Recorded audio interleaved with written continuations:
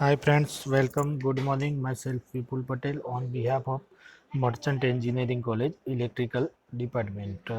તમે બધા મજામાં છો? કોરોનાથી સાવચેતી રાખજો. હજુ થોડો ટાઈમ સાચવવા જેવો છે.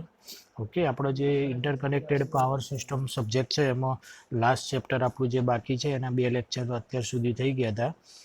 ફ્રીક્વન્સી એન્ડ વોલ્ટેજ કંટ્રોલ એના બે લેક્ચર જોઈ ગયા હતા. હજુ લગભગ 4-5 લેક્ચર એમાં બાકી રહેશે એટલે આપણો સિલેબસ 100% બધો કવર થઈ જશે. તમે એને એકોર્ડિંગ એક્ઝામમાંથી એમને લગતા MCQ બુકમાંથી વિકે મહેતા, RK રાજપૂત એમાંથી પાવર સિસ્ટમને લગતા જે MCQ હોય, તદુપરાંત તમને જે બી કોઈ લિંકો મોકલી છે ઓનલાઈન બી ગૂગલમાંથી જે MCQ મળતા હોય એ જોઈ લેજો. તમારી એક્ઝામને બી જૂનમાં હોઈ શકે છે. ઓકે, તો આજે આપણે જોઈશું. આજનો આપણો ટોપિક છે necessity of maintaining frequency constant. Why frequency constant is necessary to control. Frequency constant રાખવાની શા માટે જરૂર છે અને કઈ રીતે આપણે કોન્સ્ટન્ટ રાખી શકીએ, બરાબર? તો એના 3 ટોપિક આપેલા છે. Why frequency control. તો first topic, all the AC motor require constant frequency as maintain the constant speed. So why constant frequency required? To continue the constant speed of motor. Motor જે RPM ઉપર ફરતી હોય RPM ઉપર continue ફેરવવા માટે જરૂરી છે એ રીએ, બરાબર? Second, in continuous process industry it affect the operation of process of its field. એટલે કન્ટિન્યુઅસ પ્રોસેસ કરવી હોય જે ઇન્ડસ્ટ્રીઓમાં થતી હોય છે, બરાબર, કે એકના એક પ્રોસેસ ચાલી જતી હોય તે કન્ટિન્યુ કરવા માટે કોન્સ્ટન્ટ ફ્રીક્વન્સી જરૂરી છે. કોન્સ્ટન્ટ તો કેટલી હોવી જોઈએ એનું બી પર્સન્ટેજ આપેલું છે.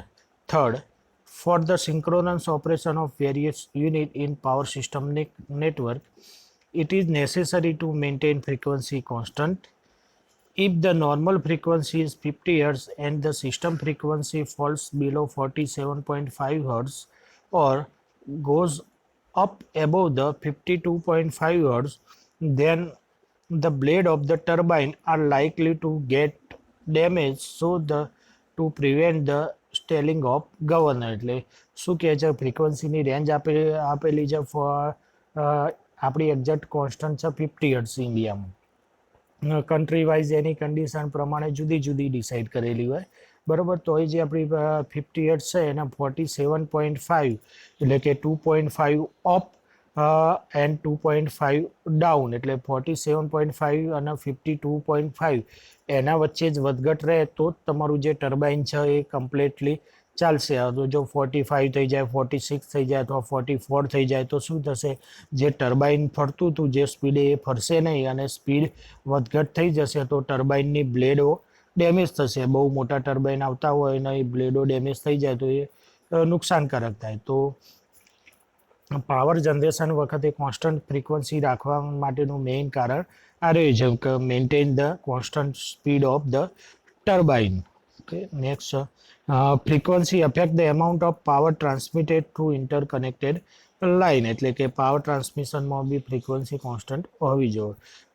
ફિફ્થ ટોપિક છે, electrical clock will lose or gain time if they are driven by synchronous motor, and the accuracy of the clock depend on the frequency and also the integral of this frequency. Error is loss or gain of the time by electric clock. એટલે જે synchronous મોટરો મૂકેલી હોય ક્લોકમાં એમાં constant frequency maintain થવી જરૂરી છે. નહીં થાય તો એનું સિંક્રોનિઝમ જતું રહેશે અને ક્લોક બરોબર ચાલશે નહીં. તો આ જે 5 ટોપિક આપ્યા છે એ 5 ટોપિકના એકોર્ડિંગ એના માટે જ આપણે ફ્રીક્વન્સી કોન્સ્ટન્ટ પાવર સિસ્ટમમાં જરૂરી છે. જો એવું નહીં જળવાય તો પાવર સિસ્ટમ તમારી આખી આઉટ ઓફ સિંક્રોનિઝમ જરૂરી. સિંક્રોનિઝમ લોસ થાય એટલે એનું નેટવર્ક આખું ફેલ થઈ જશે અને બીજું કોઈ બી ઇન્સ્ટ્રુમેન્ટ ટર્બાઇન ડેમેજ થાય અથવા જનરેટરને બધું ડેમેજ થવાના ચાન્સીસ છે. અને એની રેન્જ કેટલી હોવી જોઈએ? 2.5% અપ અને 2.5% લો, એટલે 47.5 થી 52.5, એટલે કે આ 50ની 47.5 થી 52.5 આમ તો કોન્સ્ટન્ટ જ હોય છે, તો એ જળવાય ત્યાં સુધી પાવર સિસ્ટમ આપણી કન્ટિન્યુઅસ કામ કરશે. ઓકે, તો આ માટે ફ્રીક્વન્સી કોન્સ્ટન્ટ જરૂરી છે. નેક્સ્ટ કંટ્રોલ એરિયા કોન્સેપ્ટ, એટલે કે જે કંટ્રોલ, આના પછી જે થિયરી આવે છે ટર્બાઇન સ્પીડ ગવર્નર, એ મોસ્ટ એમપી છે. જો લેખિત પરીક્ષા હોય, મતલબ રિટર્ન એક્ઝામ હોય, તો એ 100% દરેક એક્ઝામમાં પૂછાયેલી જ છે. In olden days, electrical power system were usually operated as individual units, એટલે કે જૂના દિવસો હતો તો આખી પાવર સિસ્ટમ બધી આ ઇન્ટરકનેક્શનનો કોન્સેપ્ટ છે એ પહેલાં નહોતો, એટલે વખતે બધું અલગ અલગ જ ચાલતું હતું. Due to the damage for large bulk power and increased reliability, interconnecting of neighboring plant is done. ઇન્ટરકનેક્શનના લીધે પાવર સિસ્ટમ રિલાયબલ થઈ ગયું છે, અને કોઈ બી પાવર પ્લાન્ટ હોય, હાઇડ્રો હોય કે બીજો ન્યુક્લિયર હોય કે ગમે તેનું ઇન્ટરકનેક્શન પોસિબલ છે.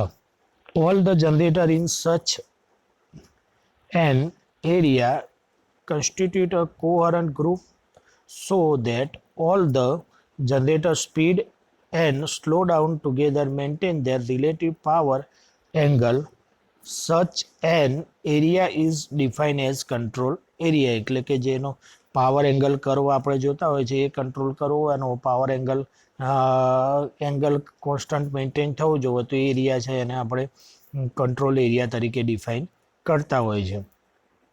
The boundary of control area will generally coincide with that of an individual electricity board company, એટલે કે જે ઇલેક્ટ્રિસિટી બોર્ડ અહીંયા આપણે ગુજરાતમાં જોઈએ તો ડિસ્કોમ અને ટ્રાન્સકોમ, બે ડિસ્કોમ એટલે કે જે ડિસ્ટ્રીબ્યુશન કરતી હોય, અને જીએસસીસીએલ એટલે કે જે જનરેટિંગ કંપનીઓ છે એ બધી જીએસસીસીએલમાં. ડિસ્કોમમાં કઈ આવશે આપણી જે મેઇન છે યુજીવીસીએલ, પીજીવીસીએલ, ડીજીવીસીએલ ને એમજીવીસીએલ, કઈ 4 ભાગ પાડે છે ઝોન વાઇઝ જિયોગ્રાફિકલ એરિયા મુજબ. તો જીએસસીસીએલમાં જે બી કંપનીઓ થ્રુ જનરેશન થશે એને આ બધી કંપનીઓ ડિસ્ટ્રીબ્યુટ કરશે, અને ડિસ્ટ્રીબ્યુટ જે જનરેશન કંપની હોય એ એનું એંગલ, પાવર એંગલ કરવા ડિસાઇડ કરશે. Therefore, all the generating plants are interconnected to form a state grid, regional grid and national grid. શરૂઆતના ફર્સ્ટ ચેપ્ટરમાં આપણા જે આવ્યું હતું ગ્રીડ કનેક્શન, તો એ ગ્રીડ કનેક્શનમાં આપણે લોડ ડિસ્પેચ સેન્ટર જોયું હતું, એમના અંદર આ ગ્રીડનો કન્સેપ્ટ હતો. તો કેવું હોય કે એક એરિયા વાઇઝ જોઈએ તો ઉપરથી ચાલુ થતું હોય, જેમ આપણે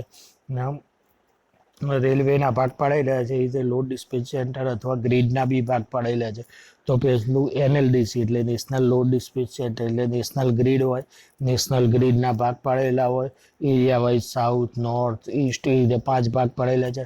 પછી એ ભાગમાં બી જુદા જુદા સ્ટેટ આવતા હોય તો એ સ્ટેટના બી ભાગ પાડેલા હોય, અને સ્ટેટના અંદર બી જુદા ભાગ. આપણે ગુજરાતની વાત કરી તો ગુજરાતમાં જે ગ્રીડ કનેક્શન અથવા લોડ ડિસ્પેચ સેન્ટર ગોઠવી આવેલું હતું, પછી બીજું ગાંધીનગર છે, એ રીતે ગ્રીડના જુદા જુદા ભાગ પાડેલા. તો એ load dispatch centre are required for the control of power flow in their grid. એટલે હાલ વાત કરીએ એ પ્રમાણે કે જે ગ્રીડ આપેલી હોય, ગ્રીડ શું કામ કરશે કે જનરેશન અથવા તો ડિમાન્ડ અને પ્રોડક્શન બંનેનું કંટ્રોલ કરશે.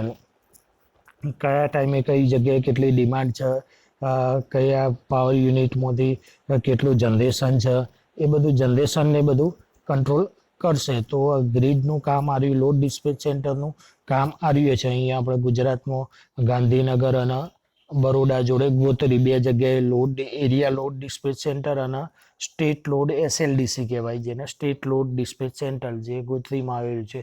તો એ શું કામ કરશે, કોઈ બી તમારા પ્રાઇવેટ જનરેટિંગ પ્લાન્ટ હોય અથવા ગવર્મેન્ટ જનરેટિંગ પ્લાન્ટ હોય, બધાને એના જોડે કન્સલ્ટ કરવું જ પડે, કે બધાને એને રિપોર્ટિંગ કરવું પડે. બીજી પ્રેક્ટિકલ ભાષામાં કહીએ તો એને ડેટા આપવા જોઈએ કે ભાઈ અમે પર અવર, પર ડે, પર વીક અથવા પર સિઝન કે આટલું જનરેશન કરવાના છે. સામું એની જોડે એ બી ડેટા હોય કે ભાઈ આ જગ્યાએ આટલું તમારું જે જનરેશન થયેલું વપરાવાનું છે. એનું મેઇન કારણ શું કે આપણી જે એસી ઇલેક્ટ્રિસિટી છે એ સ્ટોર કરી શકતા નથી. સ્ટોર નથી કરી શકતા એનો મતલબ શું કે જેટલું પ્રોડક્શન થાય એટલું જ સામું વપરાવજો, અધરવાઇઝ એ લોસ થશે અને લોસ થાય એટલે બહુ નુકસાન પડે અથવા તો બાકી જે જનરેશન થતું હોય એમાં પર યુનિટ તમારું કન્ઝપ્શન ચાર્જ વધી જાય, એટલે એટલા માટે લોડ ડિસ્પેચ સેન્ટર આ કામ કરશે. ઓકે, તો આજે આપણે બે નાના ટોપિક જોયા, એના પછી આપણે જોઈશું speed governing turbine system.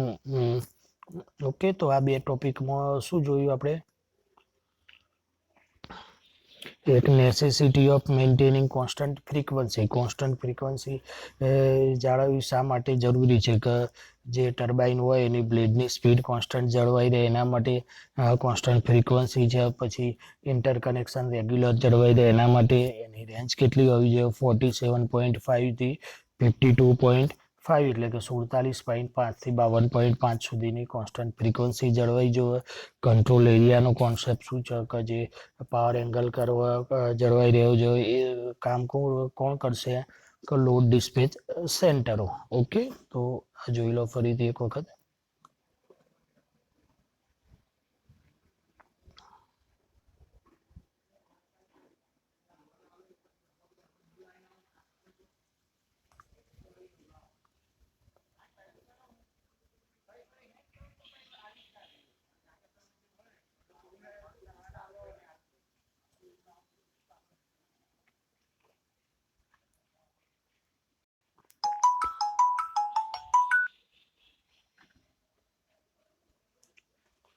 Okay, thank you. Next જોઈએ આગળ લેક્ચર.